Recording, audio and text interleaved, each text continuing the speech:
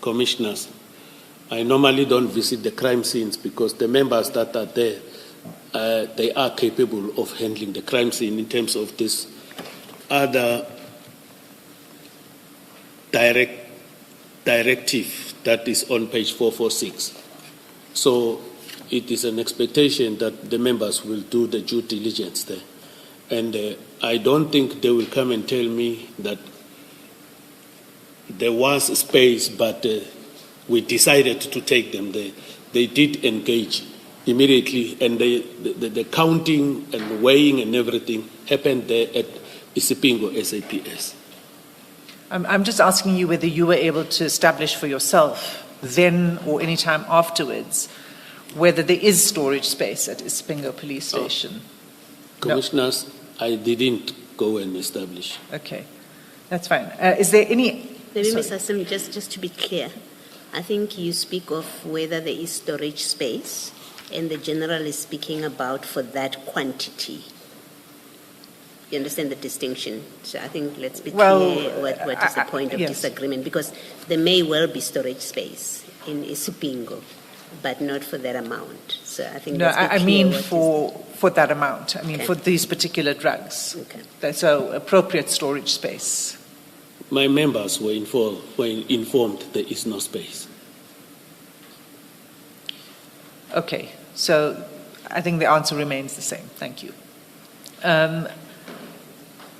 Is there any other... So here you have a very large haul of cocaine.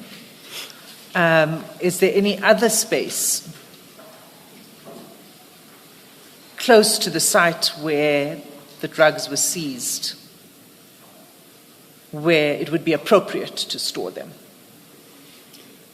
While these challenges were experienced of the storage facility by my members, I have indicated that a brigadier who is responsible for serious organized crime called me and reported this challenge. And he made suggestions that we do have a safe facility where we previously stored large quantities of drugs, and then as a result of us not getting assistance at the Isipingo as well as the local forensic science laboratory, I recommend or suggest that we store it there. Then I said, if we store it there, you say previously there was this type of storage. Then I agreed to that suggestion that there in Port Shepstone, these drugs can be stored. And there, when they were stored, I did went and have a look at the storage facility the strong safe. And then I saw it is appropriate to store that volume. And then before they were handed in, other exhibits that were in that store were removed so that we can store these drugs. They were stored, I think, alone. They were placed there alone, these drugs. And I was comfortable and happy that this is a safe place to store these drugs. Okay, so you approved the storage of the drugs at the Port Shepstone Hawks office? I did agree based on the fact that the forensic laboratory at Amanzimtoti said they don't have storage facility. And then the police station said they don't have storage facility for these drugs. And again, it has been a practice before my time that drugs were stored in that storage facility. And you say there was no storage facility closer to where the drugs were. That's why Port Shepstone. I mean, how far away from Isipingo is Port Shepstone? Can be 100 kilos plus. I must just get my calculation, but 100 kilos plus, unless the commissioner wants to assist me. No, I wanted to. It's just over 100, I think. Thank you, Commissioner. So I just wanted to understand if there wasn't any other storage space closer. No, there wasn't, according to me, where they could have get help. But I don't know if they ask other police stations, because with me, I know that the Pretoria Forensic Laboratory said they are running, they don't have space, because they requested me before even this a bust that I need to give a disposal order for certain drugs that were taken to them on a previous occasion. But commissioners, I must mention that, if I'm allowed, that after this theft, the storage facilities were available. Other drugs we were able to bring them to Pretoria. A police station will keep them for 5 or not more than 5 days. We were put under pressure. I will use my budget to transport those drugs to Pretoria, requesting the combat teams from the office of the provincial commissioner to deliver these other drugs after the theft. And at one instance, I know I didn't say it in my evidence in chief, but now that I'm also questioned, at one instance, the provincial commissioner assisted me to transport the drugs to Cape Town Forensic Science Laboratory. So in KwaZulu-Natal, it is a problem. Okay, so you're saying there wasn't anything closer? There was no other police station? What I was advised of, and then I went and have a look, I was comfortable, and then indeed, previously, the safes, that facility was utilized as a storage facility for drugs.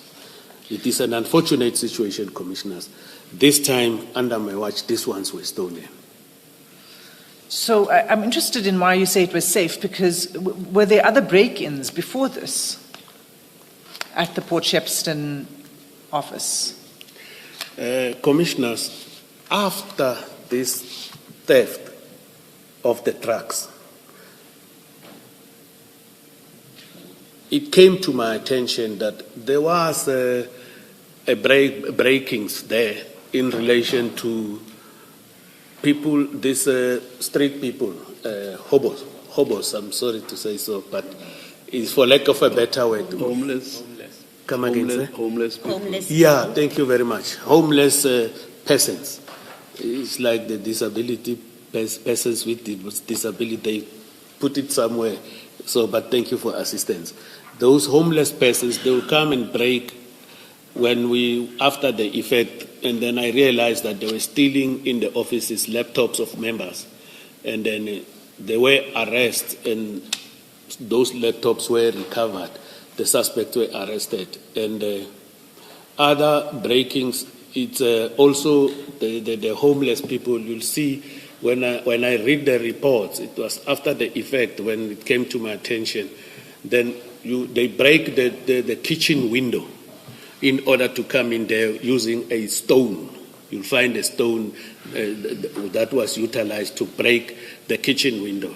And these break-ins were discovered by members upon them when they do the visit after hours, sometimes in the morning when they report for duty. Those are there are several incidents that were brought under my attention after the theft. But should I knew this before, maybe my decision to agree would have been otherwise. When did the theft take place? Which one? The theft of these drugs that we are under discussion. November 2021. November 2021. Yeah. So you be very clear that it was, if you had known, then you wouldn't have done this. Can you please go to page 536?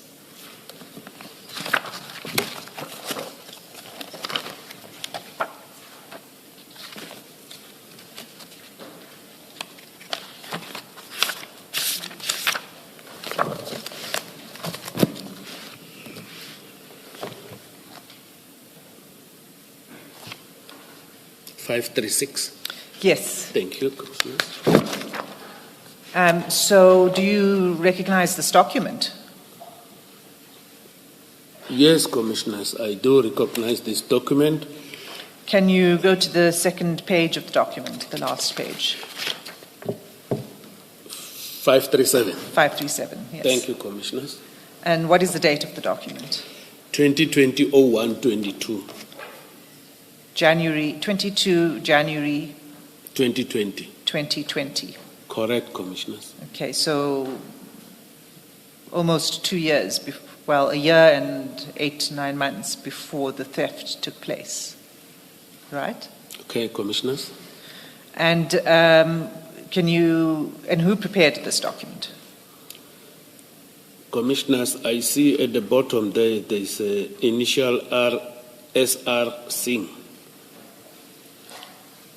Is that the section commander for counterintelligence, KZN? According to what is written here, correct, Commissioners? And it was sent to you When? on the same date? Commissioners, this document, I want us to go to 536 so that I can respond. Page 536. If you look at address B, it says the Provincial Head Directorate for Priority Crime Investigations, KwaZulu-Natal. Then you go on page 537, the date there, it says 2020-01-2022. It is not possible that this document was sent to me on this date. On this date, I was working at Division Detective Service, the Division Detective and Forensic Services at head office. I was not within the DPCI on this date. I was not a member of the DPCI. So this document, I've never received it. So it was sent to the provincial head of the DPCI. At KZN? At KZN. Correct, Commissioners. And you became the provincial head. Correct, Commissioners. And this was never brought to your attention. You didn't know about these thefts. I didn't know about this document as well as the other theft, except that there are only 2 housebreakings that happened while I was there. So I'm going to take you back because let's just actually, before we leave this document, go to paragraph 4 of the document. Because this is what it says about the office itself, the building, I right? see. Which you then came to be in charge of, right? Yes. So paragraph 4 says a general inspection conducted by this office previously of the premises revealed the following in terms of MISS security measures. 1, no CCTV cameras are installed in and around the premises. 2, there's no early warning alarm systems in place within the office space, more especially in offices located on the ground floor. 3, no beam sensors located exterior to the office accommodation. And then if you go to the comments, it's the recommendations of how to address those shortcomings. Correct? Correct. Were those shortcomings ever fixed? Commissioners, I was not privy to this document. I agree that address B is the provincial head before my time. And I've already indicated a few minutes ago that this document, I have not seen it before until such time that the Commission has provided me with this document. Okay. So let's go. Sorry, Advocate. It's going to be difficult for me to talk about this document. Hence, it was never brought under my attention. I saw it when I was presented. It was presented by the Commission. We don't need to talk about the document. You've confirmed that this was the findings in 2020. I asked you whether those had been addressed, because this is now about the office, the building. So what I was asking you is whether there are now CCTV cameras, early warning system, beam sensors, etc. All I know, the alarm system was there when the theft took place. But this is the recommendations, but all I know, the alarm system was in place. And further to that, I did apply for security personnel to be appointed in order to be deployed there to guard the building. Now recently, they advertised the post now recently. Even the process of shortlisting and appointing, it has not yet started. Now. I think, January, this month. Oh, so after the theft. Correct. Okay. And if you look at, so this report that we